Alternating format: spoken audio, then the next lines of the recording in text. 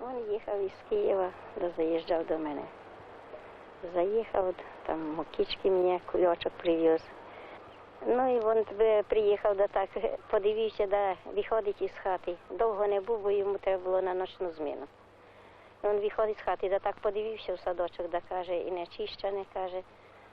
І нічого мені такого не сказав, так подивився, да каже, мамо, аж коло калітки вже. Обернувся, да, мам, я, як будете в садибу пахати, так мені і скажете, чи телеграмою, чи як. А я прийду, поможу, щоб ви мені самі тут без мене нічого не робили. Ну, кажу, добре, я ж знаю, що ти мені щого допомагаєш, да я ж без тебе, що ж я зроблю сама не дуже. Ну, і він вийшов так на вулицю, да ще так подивився по двору скрозь. Ну, до свидання, мама. Я кажу, ну, щаслива тобі дорога. І він так і поїхав.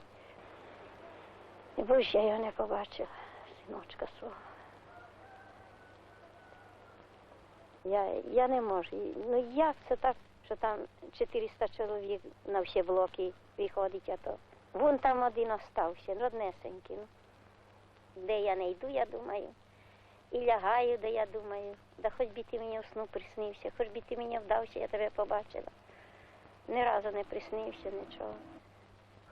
Хоч би мені могилку побачити, мені хотілося. Ну, так вийшло, що нічого не сталося з його. Як ото був мій син у дворі, я його більше не побачила. От він наче полетів би туди Кримі, да подивився, де це воно, а хто ж туди мене допустить. В ночь на 26 апреля 1986 года ее сын был навеки погребен под обломками 4-го блока.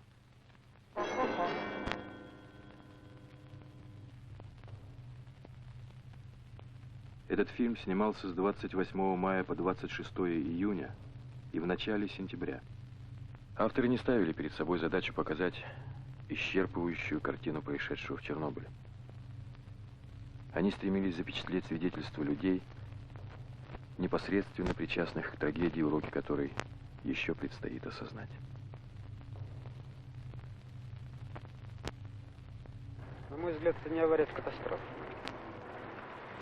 Потому что и по ущербу материальному, который мы имеем на сегодняшний день, и который еще будем иметь по ликвидации последствий этой аварии, и по моральным издержкам, и моральному убытку, нанесенному ни одной тысячи людей, вот, не могу отнести это событие к разряду аварии. Пожалуй, катастрофа.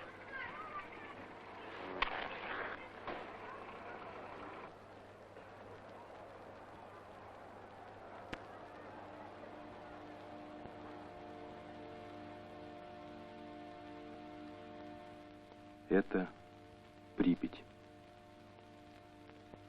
Через 16 лет после основания города все 45 тысяч жителей были вынуждены покинуть его.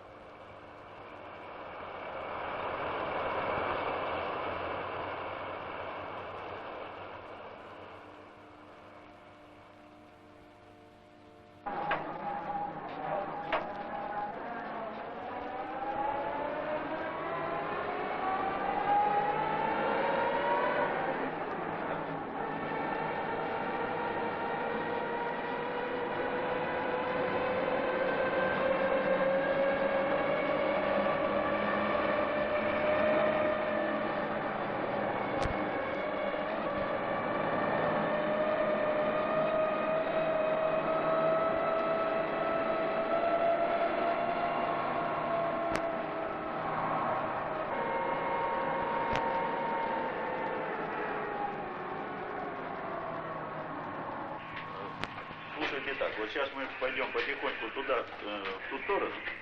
Ближе подойдем. Пойдем. Вот тот вот провал, это в результате взрыва. Значит, летели обломки, падали на крышу, и все это проваливалось в моста. Вот этот пролом образовался. Вот сейчас речь идет о том, чтобы убрать крышу машзала. Лежит там 53 кусков графита. Ну, это перебросим. Еще не придумали, как делать. Ну, работа простая, можно выйти с лопатами. Кровля машзала держит небольшую, потому что серьезный механизм не выбросишь. Вот, смотрите, сейчас здесь, где дезактивировано, видите, даже до одного нет рентгена. Прибор не покажет. Вот сейчас приближаемся к тому участку, где мощность дозы будет высокая. Вот, смотрите, она поползла. Вот идите сюда. Вот смотрите, что такое завал. Вот здесь, в том месте, где мы стоим, сейчас здесь рентген. Вот подойти вот к этому колпаку, вот который вот здесь, это будет уже 200. А за колпак, вот к тем трубам, которые вылетели из аппарата при взрыве, это будет примерно 1000. Вот около вот этого колпака примерно 200. Примерно 200. И вот дальше, сейчас еще, вот труба лежит, вот видите?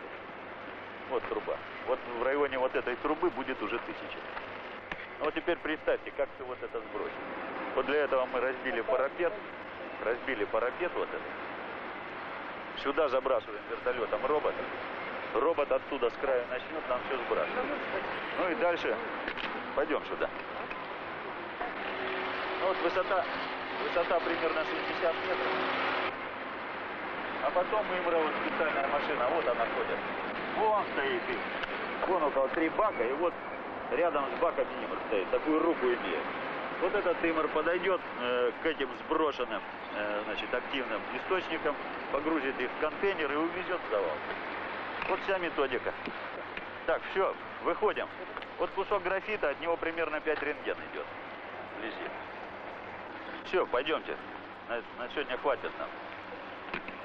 Выходим, пойдемте. И ты тоже выходи оттуда.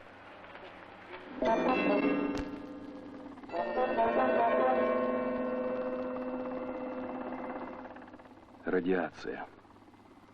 После катастрофы пыль стала радиоактивной. Чтобы защититься от нее, с вертолетов изо дня в день распыляли специальный состав, который покрывал землю прочной пленкой на многие километры вокруг станции.